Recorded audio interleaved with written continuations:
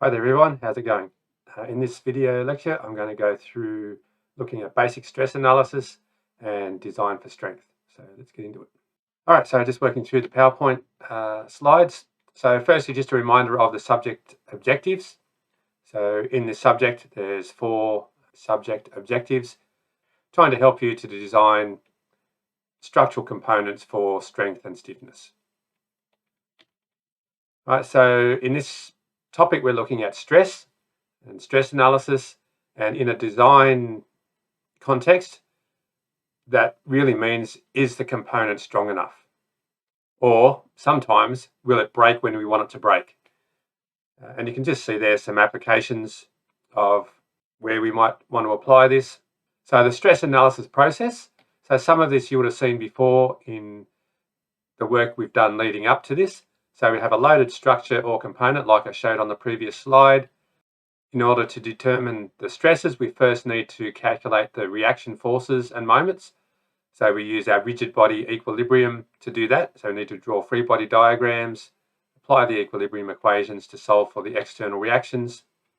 Then at the section where we want to know the stress, we need to determine the internal forces and moments, which are also known as the stress resultants.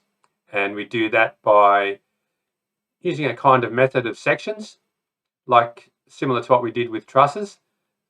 But yeah, we take a cut or imaginary cut through the section where it is that we want to know the stress, and then we'll look at one side of the structural component or the other of the cut and apply the free body diagrams and equilibrium equations again. Once we have the internal actions, we can then use appropriate formulas for stress to calculate the components of stress at a point on that cross-section of interest. Then we might need to determine the combined state of stress. So there might be several loads acting, and we'll have components of stress that we need to combine into a state of stress at that point. Now, when we calculate the stresses using our stress formulae, they're usually in a direction that's convenient for us to calculate. So usually normal and tangent to the cross section that we're looking at. But they may not necessarily be the maximum stresses at that point.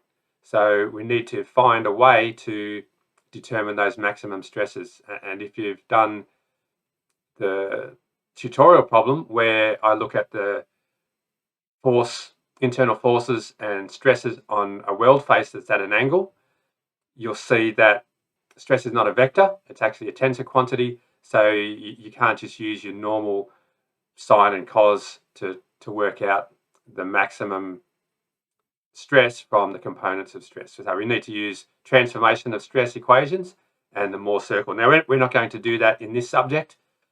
We're just going to do a simplified approach. But once we have the stresses for our simplified analyses, and for those of you who have done engineering studies at school and done some work on stress and said, okay, what size does something need to be based on the stress? Those calculations that you did were all simplified.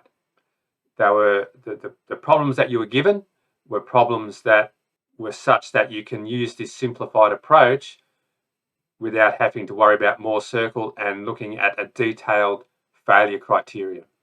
So again, in this subject, we're going to keep it pretty simple.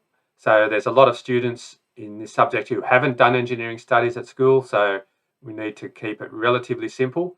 But just be aware that there's more to it than appears on the surface. Right? So in later subjects, you will look at Mohr circle and using proper failure criterion to properly determine the strength of the component. All right, so some of the stress component formulae that we're going to be making use of in this subject is listed here in the slide. You don't need to know all these now. We're going to go through these in the rest of the subject. Some of them you probably already know. The top one, for example, stress for a normal force acting on an area is F over A or N over A. Some of you may know about the bending stress formulae, so stress equals my upon I, and those other ones you may not have seen before. But we'll be looking at all of those in this subject. All right, so stress in general is developed on a body when the applied loads, known as the actions, are transferred through the body to the constraints or the supports, and then we have constraint or support loads known as reactions. So we've done this before in our rigid body equilibrium analysis. You've been given a problem, here's some loads acting on this component or structure, determine the reactions.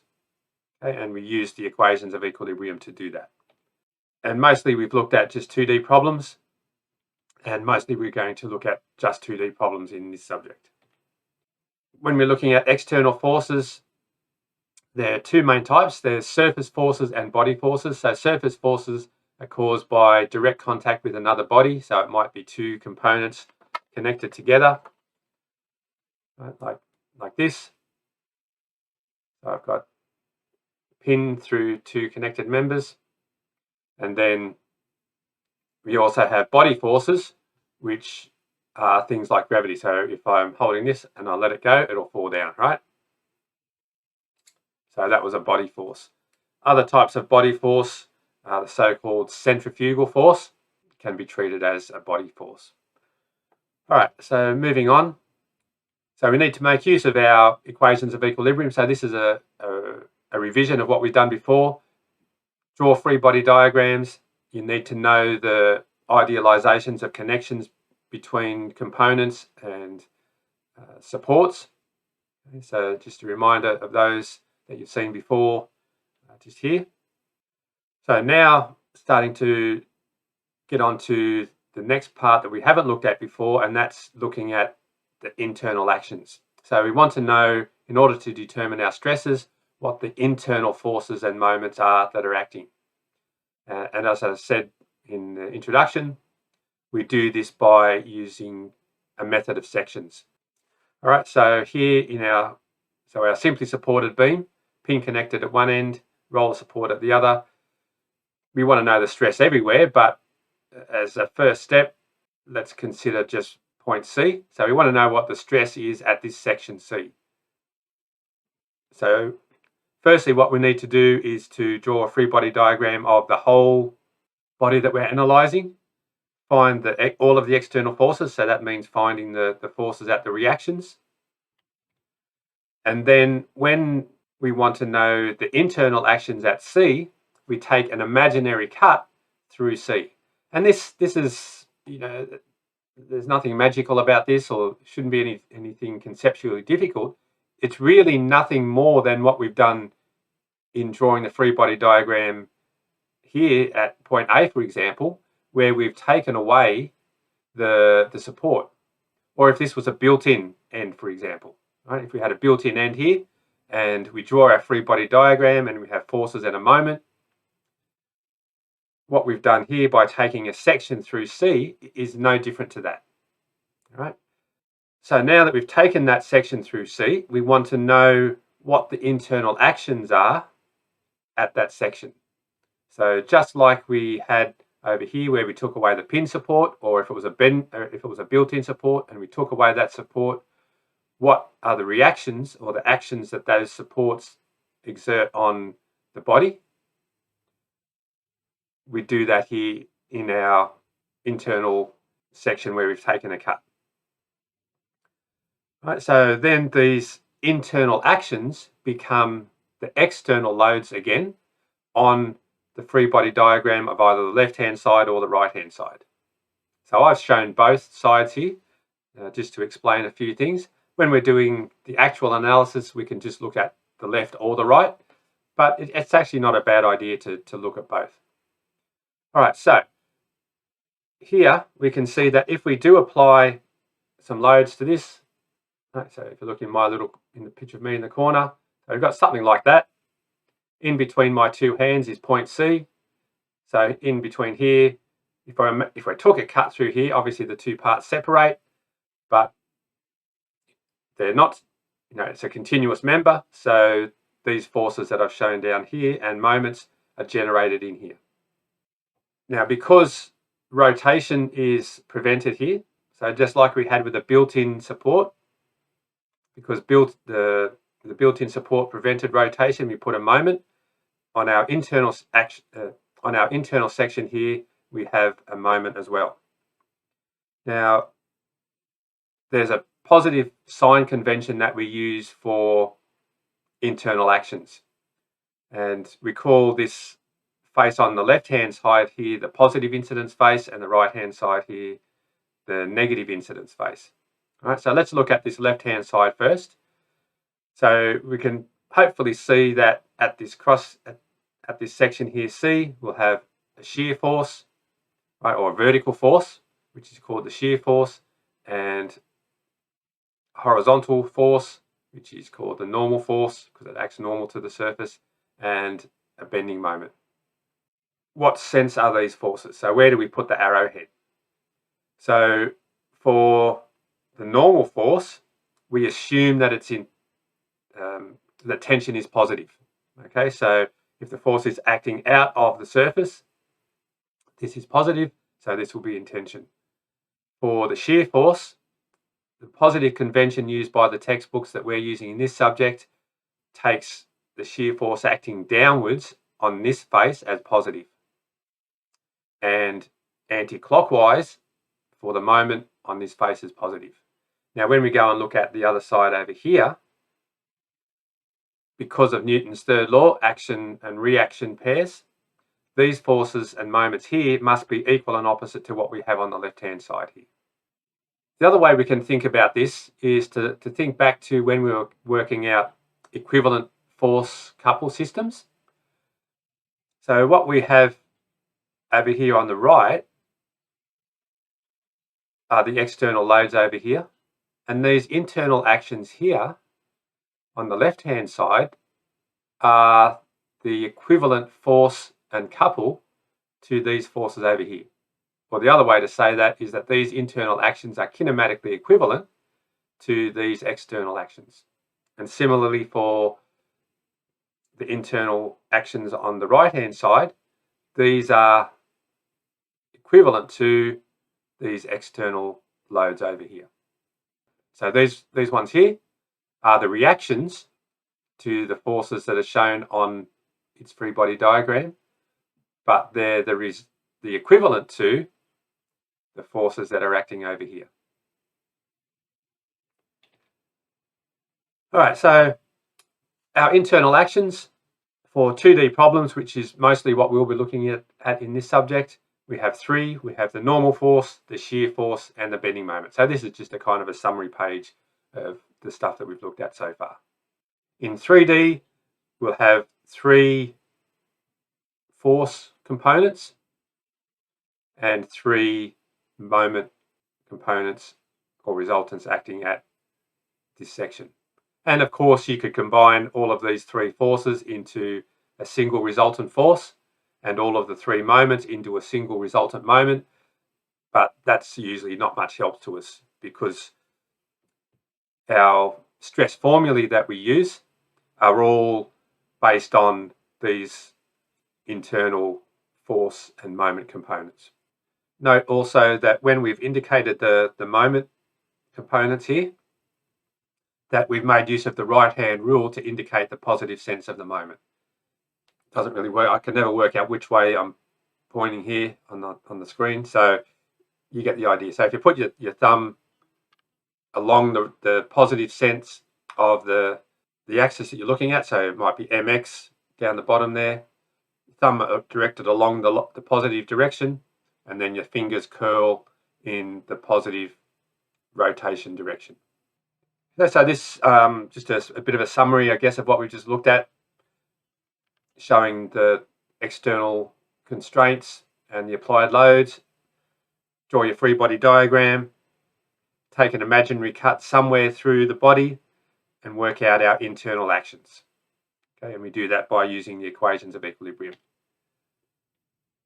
Right, these internal actions are also known as stress resultants. So in general, we have four different types of internal resultant loading. So the normal force, shear force, bending moment, and a torsional moment. Okay, so the bending moment is about an axis that is in the plane of the cross section. So it tends to cause a bending, right, as its name suggests, whereas the torsional moment is about an axis that's perpendicular to the plane that we're looking at or the face that we're looking at, and tends to cause a twisting. Right? So the stress, which we'll look at shortly, is a measure of the intensity of these internal actions. So far I've shown you the resultant internal component forces and moments, because it kind of relates back to what we've done in rigid body equilibrium. But the other way to think about this is that these internal actions that we have over here, these forces and moments, are actually the resultant of distributed forces acting over this area, and these forces could be acting in all sorts of directions. Okay, so that's why I think one of the questions asked is stress always equal to force over area? Okay, no, it's not. We saw a whole bunch of formulae for stress that weren't just force over area. So try to get beyond that simplistic thinking about stress, that it's just force over area. And as we see, we make use of that in a second, but it's not that simple. All right, so we have distributed stresses acting all over the cross-sectional area, could be in any direction. The resultant of these are the internal force and moment components that we calculated via equilibrium. Right? And as I said, stress is the measure of the intensity of these internal actions. All right, so now if we consider a point in this cross-section, and theoretically and mathematically in stress analysis, when we consider a point, we do that by looking at what we call an elemental cube within the material. Okay, so we take this elemental cube with lengths of each side dx, dy, dz, and each face has an area dA.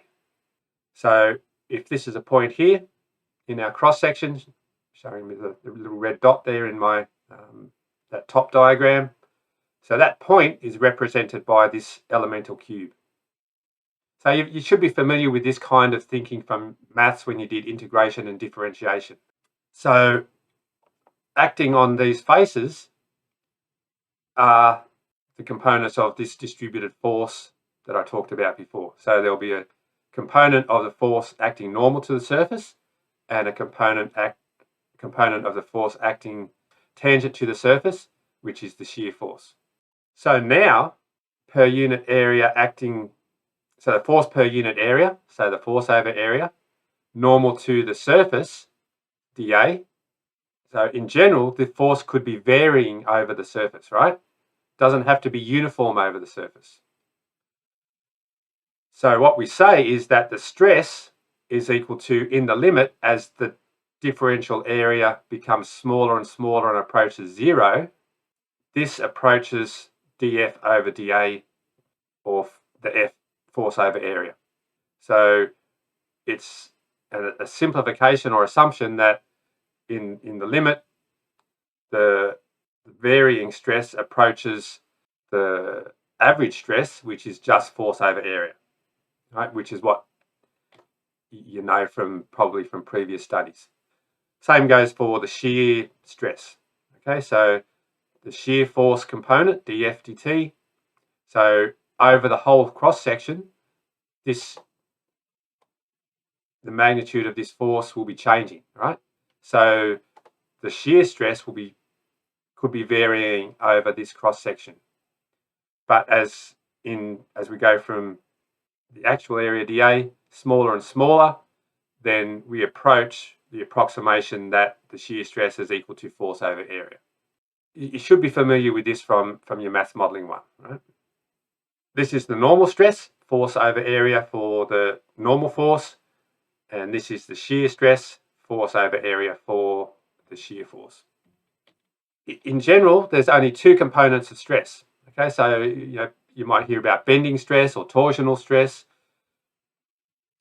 All of those come back down to the two components of stress, which is normal stress and shear stress. So the normal stress tends to change the size of that cube of material that I was talking about. So looking at it in 2D tends to change the size of that cube. So it either be stretches in the horizontal direction or the vertical direction or both.